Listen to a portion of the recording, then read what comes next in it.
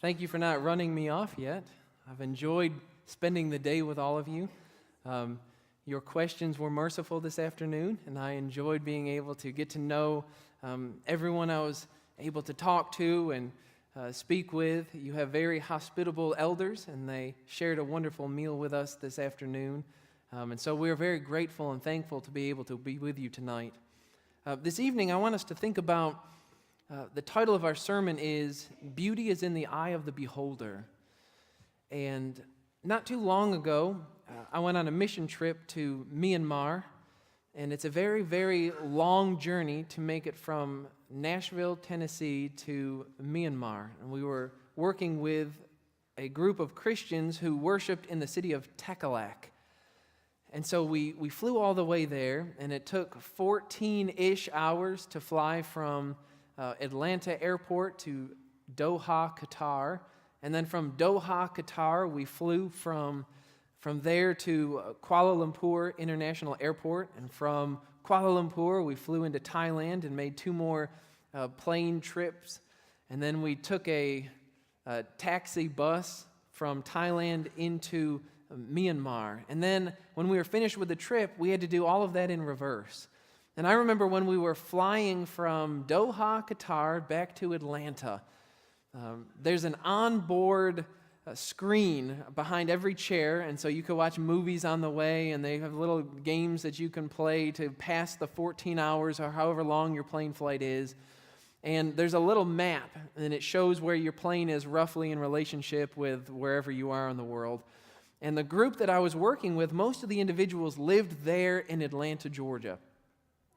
And as we were getting closer, it would say, time to Atlanta, 4 hours.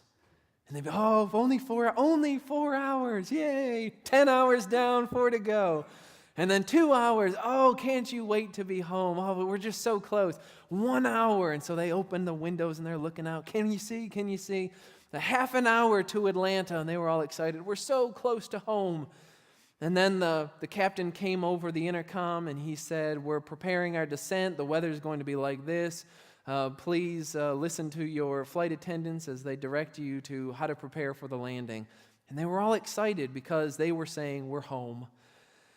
And I thought, well, that's good for them, but Atlanta is not home for me. And so when they were looking out the windows and we were landing in Atlanta, they were all excited because for them, seeing the runway there at Atlanta International Airport was seeing home.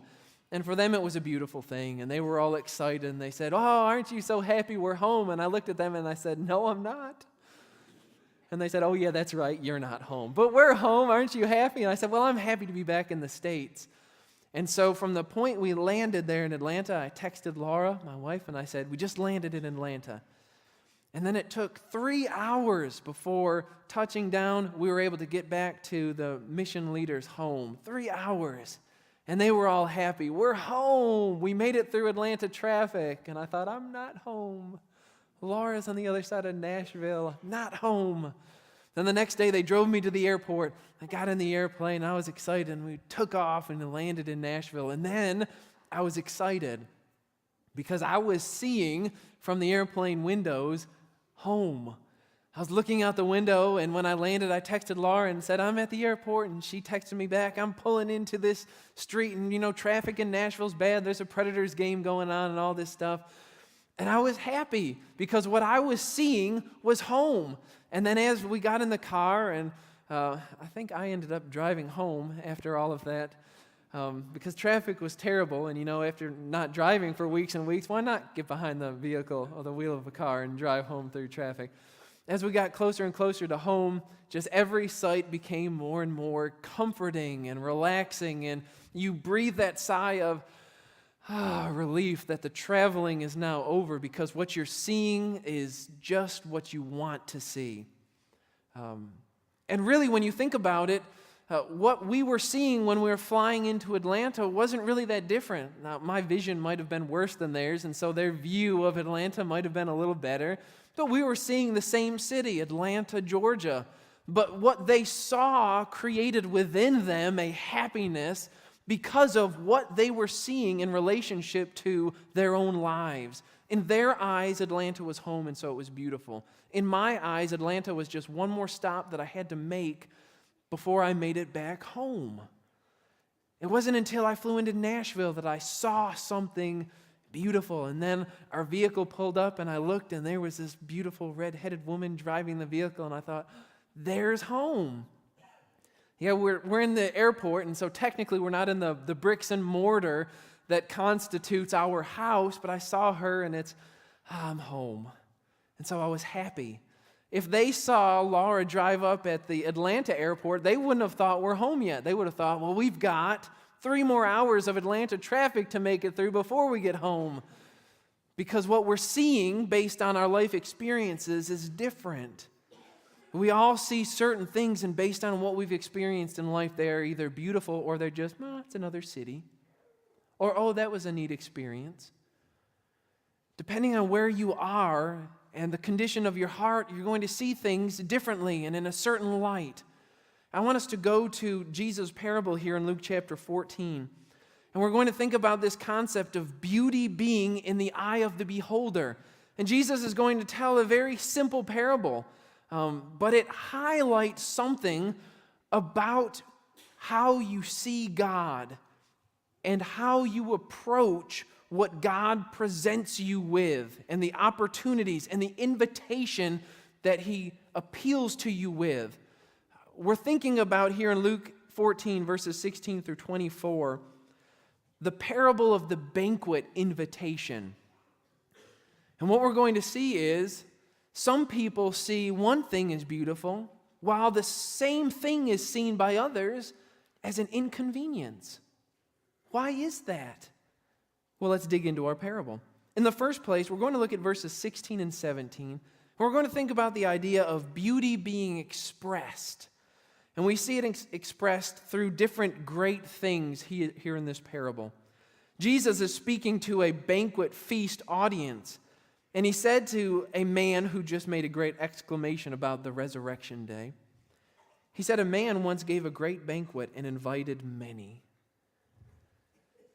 As we begin and think about the parable that Jesus is going to teach here, generally speaking, in the parables of Christ, the great man figure represents God the Father.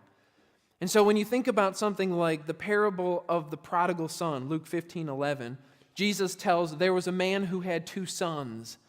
The man there is the father figure, points us through the parable to God. In Matthew 21 and verse 33, there's the parable of the tenants. And Jesus says, here another parable. There was a master of a house who planted a vineyard and does all of this stuff. The great man of the parable points you to God. And here in Luke chapter 14, when Jesus says, there was once a man who prepared a great banquet. Jesus is once again pointing you to really the most beautiful person you can look at. And he's drawing your attention to God. And so he's bringing you to the source of all beauty. In the second place, we see a great man. There in verse 16, you also see the idea of the great banquet. He said, a man once gave a great banquet and invited many people. And what I like about this parable is, throughout Scripture, the concept of eating and spending a meal with people is often used as a synonymous idea with the concept of fellowship. Now, that might help you understand in the Old Testament why when you read about all the dietary restrictions the Jews were under, that God was so strict on what was clean and could be eaten and what was unclean and you don't eat. Because based on what they would eat, it actually created division. The Jews were separate from other people just in how they fellowshipped around a table. So there was clean and there was unclean. Here, the great man is creating a great banquet feast. And he's going to invite many people here. And the parable is saying God is extending fellowship. He's inviting you into his house. So there's a great man. There's a great banquet. There's also a great invitation there in verse 16. There was a man who gave a great banquet, and he invited many people. Now here in this parable, the invitation takes place in 2 different stages. Now, it's kind of like the idea where, let's say you're going to get married. Not that there's anyone around here who's planning a wedding or anything like that. Say you're going to get married, you send out invitations to the wedding. Now, when you receive a wedding invitation, you don't open it up and say, oh, hey, Ethan's getting married, let's go right now. It's the broadcasting, hey, something big is on the horizon and get ready for it. And so here in this context, the great man of this town is inviting those individuals around him to come and be with him at a future date. The implication is, based on the parable, that when they received the invitation to come, they signed it and said, yeah, we're going to come, and sent it back. That's kind of the idea behind this parable, where these individuals were invited by the great man to come to the great banquet, and they said, yes. And the reason you would think that is because in this setting, the invitation to come to the great man's house was a huge social honor. Imagine being invited to something like the Governor's Hall or the White House, some grand event. You've been invited to a gala by someone of great prominence. You don't just say, well, you know, McDonald's is sounding good on that date, so I think I'll do that instead. It's a social no-no to look down on the invitation to come to the great man of the community's feast. And so individuals would have longed for an invitation like this. Oh, if only I can make it on that list and be invited into his great house. So people would look for this invitation and expect it. Now, the invitation as a second part we're going to see in the next verses, where the servant goes out to then say, everything is ready, please come. But here in verse 16, it's just the invitation to be aware that there is a day coming when you can then come into the great man's house. How beautiful that must have been. How exciting to be able to say, look, I got an invitation. Did you? So there was a great invitation. Look at verse 17 with me. We see a great servant here. It says, and at the time for the banquet, the great man sent his servant to say to those who had been invited, come, for everything is now ready. And when you think about this concept of the great servant, what's very interesting is there are many different biblical ways you can apply the meaning of that great servant. The one that I like is the idea that as Jesus was telling this parable, he was actually fulfilling the role of the servant, inviting individuals to come to know the great man, to know the Father.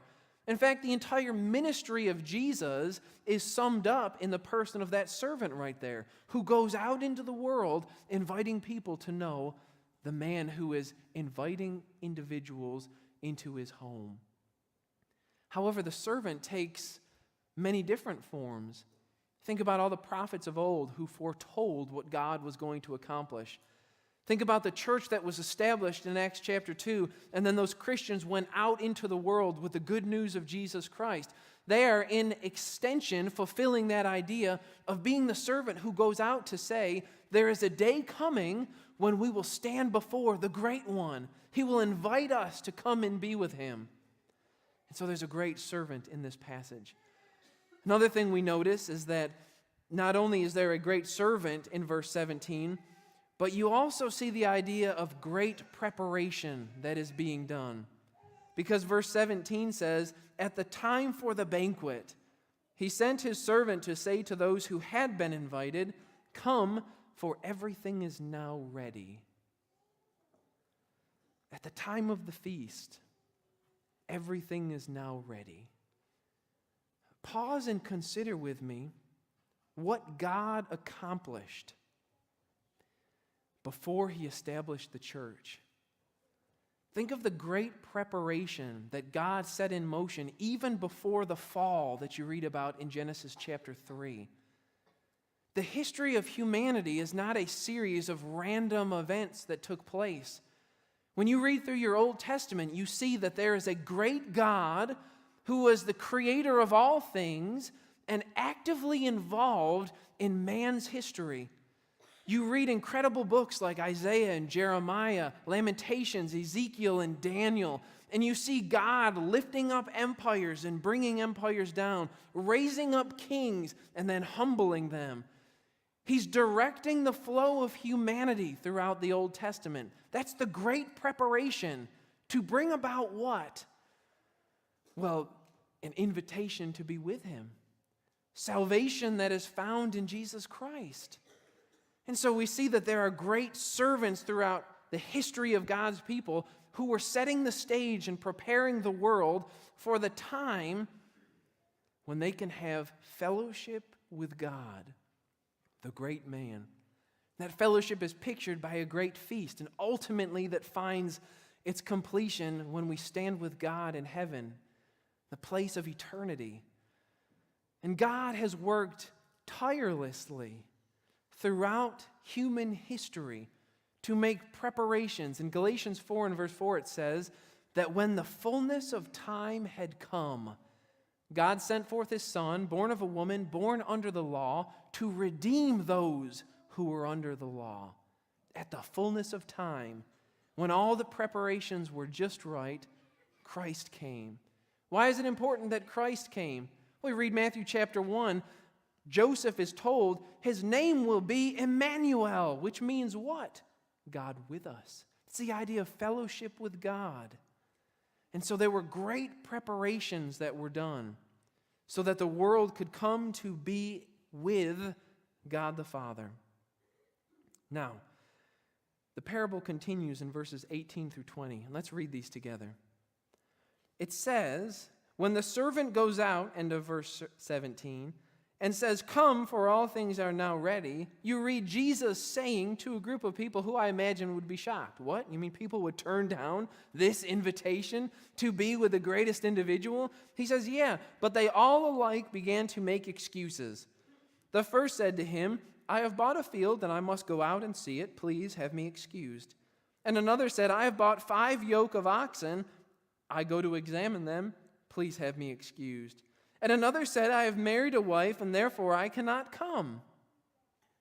Beauty preferred. You see, you witness the presentation of a beautiful invitation. In the parable, it's come be at a banquet feast with me. But Jesus isn't just saying there's some guy somewhere who had a party and no one wanted to come. The purpose of the parable is to point you to a spiritual truth. And so Jesus is saying God invited people to come and be with him. And then verse 18 says, but each began to make excuse. It's not that being with God is not a beautiful thing. But remember, beauty is in the eye of the beholder. And so what did these individuals see as at least equal to or more beautiful than the invitation to be at the great banquet? There are 3 things that are given as far as excuses are concerned. There's the land that was bought, there were the yoke of oxen that were purchased, and there was the woman who was married. But really, when you look at these 3 things, they could actually serve as a cross-section for one person's life. And we'll think about that as we go through this. Notice what the first individual in verse 18 preferred to the banquet. First of all, it's the idea of he had a great place that he had to go to. Verse 18 says, but they all alike began to make excuses. The first said to him, I have bought a field and I must go out and see it. Please have me excused. Now, who would say, I would rather have some dirt than to stand before God and to be in a relationship, communion and fellowship with the Creator of the earth? Who would choose that? Well, of course we'd say, well, no one would choose that. No one would choose a place on this earth rather than being in eternal fellowship with God. But is that true? Would no one choose something of this world over God? We might look at it and say, well, that's just foolish. That would never happen. But is it really foolish that Jesus used that as an illustration? Think about how important land is. It's not important just because there's value in land and you have to go and you have to purchase it, and so it has a price attached to it. But land is important because our history oftentimes is connected to the place. So there are places in your past that you look at fondly and you say, oh, do you remember going there? Do you remember the history of being in that house? Do you remember the home that you grew up in as a child or something like that? That place has great power because your history is connected to it. And Jesus says one of the reasons we do not behold the beauty of God is because there's something else that has our focus. Our attention is on something different. And he says land. Land is powerful. Land is history. Land is, well, that's where my people are from. Since I've moved to the South, I've heard this phrase a lot. You might have heard it as well. That's God's country. Have you heard that one? Yeah. I've got news. It's all God's country. He made it. It's His country, but I understand the meaning. The reason individuals say, have you been to that place that's God's country, is because that's their history. That's home. And it's a beautiful place because their history is there. And watch what Jesus says. There are individuals in this world who will not behold the beauty of God. Not because they're looking at something ugly here on this earth, but they allow the ties to this world to distract them away from the greater beauty. I believe God did a fantastic job when He created this earth. I've been to some places that will take your breath away simply because they're so beautiful. One of my favorite places that I traveled with my family to go see was California. We went to Sequoia National Park and we looked at the incredible trees. Then we drove out to the Grand Canyon, and seeing a sunset over the Grand Canyon, it's absolutely stunning. God is an incredible artist when you look at the world that He created. But sometimes the beauty of God is obstructed by something that has our focus. The land has our heart and not God. And so you build, if this is all just one person, because these three things can just be a progression through one individual's life. Notice the progression here. You buy land, and then what do you need? Well, you need something to work the land. And so the next excuse is, I can't come and be with you because I've bought 5 yoke of oxen. And so please have me excused. Notice how the parable that Jesus is telling, though it highlights different individuals, it could really just be one person's continual excuses through life why I cannot be spiritually minded. I'm establishing a family. Number 2, I'm starting a business. I don't have time to focus on spiritual things. I just bought 5 yoke of oxen. Don't you realize how difficult it is to start a business? The years that you have to invest, the time that it takes, of course, we recognize the difficulty in that. But look what Jesus says. He doesn't say it's wrong to work hard. He says there is a danger that the efforts of your life will be such that they draw your eyes away from the greater beauty. Nowhere does He say land is evil. Nowhere does He say having a job and working hard to support your family is wrong. In fact, the Bible teaches the complete opposite. If you don't work hard and care for your family, Paul says you're worse than an unbeliever. But what Jesus is highlighting here is the heart that looks at God and says, I see something over there more beautiful than coming to know you. My life's energies are being directed not toward God, but to everything else. Great land, great power, if you will, demonstrated through the 5 yoke of oxen. Then we have a third one, which is, in my opinion, the most powerful of them all. The third individual at the end of his excuse doesn't even say, please have me excused. He just says, I'm henpecked. No, actually what Jesus says is, I've married a wife, I cannot come. What's his excuse? Watch what this third individual sees as beautiful. And can you blame him? There's nothing wrong with saying, my wife is beautiful. There's nothing wrong with saying, my children are a blessing from God.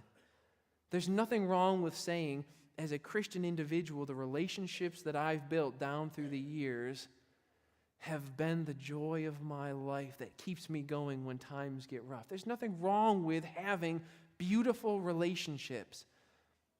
And that's not what Jesus is saying. Isolate yourself away from humanity and just sit somewhere meditating on God. That's not what the parable is saying.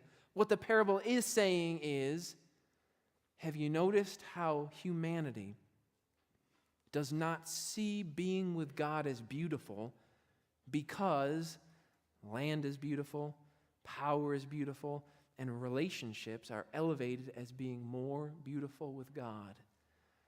Do you know what the Bible defines anything that we elevate in our hearts to a place of equal standing or greater standing than God? It's called an idol. Anything that we lift up in our hearts as being the ultimate beauty that I live for. If it's not God, biblically speaking, it's an idol. And so Jesus says, be careful what you direct your life toward and the way you direct it.